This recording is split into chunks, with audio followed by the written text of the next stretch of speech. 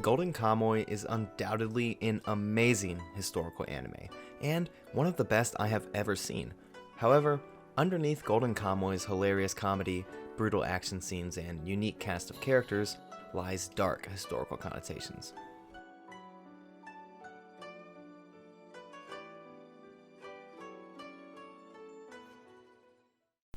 Golden Kamuy takes place in Hokkaido, the northernmost island of Japan which lies just east of Russia. It is the early 20th century, before the First World War and after the Russo-Japanese War, so call it around 1908. This was a time of extreme modernization for Japan, with the Meiji reformations and restructuring of the shogunate system in full swing to officially unify the islands of Japan for the first time and form the Japanese Empire. One of the most driving forces in Golden Kamuy's story is the Ainu people and their culture. The Ainu are the only recorded people indigenous to the islands of Japan, specifically Hokkaido. It is very important to remember that the people who we conceptualize as Japanese and claimed the name Japanese are not indigenous to Japan, instead being most culturally related to Koreans and Chinese. These are the descendants of the Yamato shogunate and the ancient humans who migrated to Japan from East Asia. The Yamato shogunate took a large amount of inspiration from the Chinese dynasties of Sui and Tang, and would even base their language around Chinese characters. This is where the Japanese got hiragana and katakana writing forms from. These early Japanese people were referred to as the Yamato people, or in Chinese, Huajin. And the reason I open this video with all of this is to draw the cultural and ethnic distinctions between the Ainu and the Yamato, which would go on to cause the Yamato to nearly destroy all aspects of Ainu culture. Before we talk more about Golden Kamuy, I need to set the scene so you can understand exactly why I wanted to make this video. At one time, the Ainu dominated their homeland of Hokkaido, and in the 1700s there were estimated to be around 80,000 Ainu. By 1868, there were around 15,000 Ainu, and now as of 2021, it is estimated that there are less than 10 native Ainu speakers left, and they aren't getting any younger. It took until last year, 2020, for the Ainu to finally be recognized by the Japanese government as the legitimate indigenous people of Japan. But how did we get here? How did the only indigenous group in Japan become nearly destroyed? Well, I'm going to tell you all about this dark and terrible history that crippled an entire ethnic group to a point of no recovery almost less than 100 years ago. In 1868, the Meiji reformations began and Japan entered a new era of modernization. Along with Emperor Meiji's many plans for Japan, one plan called for the complete annexation of Hokkaido, the home of the Ainu people. The Ainu and Japanese had fought many times in the past, usually with the Ainu refusing to allow the Japanese to subjugate their culture or homeland of Hokkaido. Before the Meiji Reformation, the Japanese were only prevalent in the southern part of Hokkaido, closest to mainland Japan. Remember how I said in the 1700s there were 80,000 Ainu and by 1868 there were only 15,000?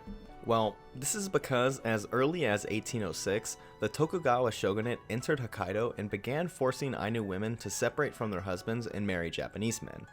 Ainu women were harmed if they would not agree to this arrangement and often sexually assaulted by their Japanese husbands. A large smallpox outbreak at the same time as these developments would also devastate the Ainu people, cutting their population down exponentially. This strategy of assimilation was based purely upon racist beliefs about physical appearances, such as the Ainu men who wore long beards and Ainu women who would tattoo around their lips as a marriage custom. Many other physical differences between the Ainu and the Japanese led to the Japanese pressing the false claim that the Ainu interbred with animals, using this as a scapegoat for the forced assimilation of the Ainu people and promotion of discrimination. In 1899, the Japanese government would label the Ainu as former aborigines, hoping that they would assimilate if given automatic Japanese citizenship. During this time period, the Ainu were forced to acquire Japanese names and give up many of their traditional practices and land, as portrayed in Golden Kamuy. As the Japanese government promoted the moving of Yamato people into Hokkaido and the distribution of land from the Ainu to the Yamato, in a shocking time span of less than 40 years, the Ainu people went from a dominant force in their own homeland to being terrified to express their own identity at the behest of discrimination. In 2008, over 100 years later, the status of former aborigines, set in 1899 for the Ainu people, would be revoked, but the damage was already done. By this time, many ethnic Ainus refused to recognize their own cultural and ethnic roots, still at fear of discrimination. There are estimated to be over 200,000 people alive today who contain some amount of Ainu blood, but a large majority is so distant from their ancestry because of Japanese discrimination that they don't even know that they are Ainu.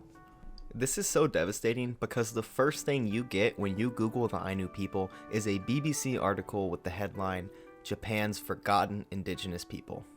But maybe things are looking up for the remaining Ainu as the government of Japan finally established an Ainu museum and cultural center in 2020. There has been an increasing interest in reviving Ainu culture throughout Hokkaido, and one of the only Ainu language scholars alive, Hiroshi Nakakawa, is working extremely hard at Chiba University to teach and revive his culture, and you can actually access a Japanese to Ainu dictionary online at the university's website. Things like a dictionary on the Ainu language were essentially unheard of until now, but sadly, in order to learn Ainu, you would have to learn Japanese first, because nobody who speaks English is studying their culture. Hiroshi Nakakawa is also the scholar who helped oversee the use of the Ainu language and culture in Golden Kamuy. Golden Kamuy is so important because it is truly the first time Ainu culture and language has been put into popular media, such as a manga series. Kamuy is also an extremely popular anime in Japan, but less popular in the West, and I hope that Golden Kamuy could popularize a new movement interested in reviving the Ainu way of life. Golden Kamuy is available on Funimation in both English and Japanese, so there's honestly no reason why you shouldn't be watching it. After watching the anime, it made me feel so strongly for the Ainu people and their struggle. I'm not going to spoil anything about the Ainu's representation in the show, or even what Kamuy means, because I want you to experience this awesome and unique culture yourself. One of the main cast members, Ashirpa, is a young Ainu woman, and you experience Ainu culture and language through her point of view. It's a very in-depth look at their way of life shortly before the Meiji Restoration would almost eradicate their culture. And through Golden Kamuy, you see the struggles that the Ainu had to deal with, caught up in Japanese aggression and ignorance. Golden Kamuy is an amazing commentary on modernization, intercultural violence, and warfare. It is also a historical record of the Ainu people, although obviously not being completely accurate for plot reasons. Golden Kamuy is a great example of how anime as an art form can be used to raise awareness of real-world issues. Of course, this video isn't intended to just hate on the Japanese government. As we all know, no modern nation is free of prejudice throughout their history. There is no denying that the Japanese government did awful things to the Ainu, and there's no denying that they were late as fuck to fix their past mistakes.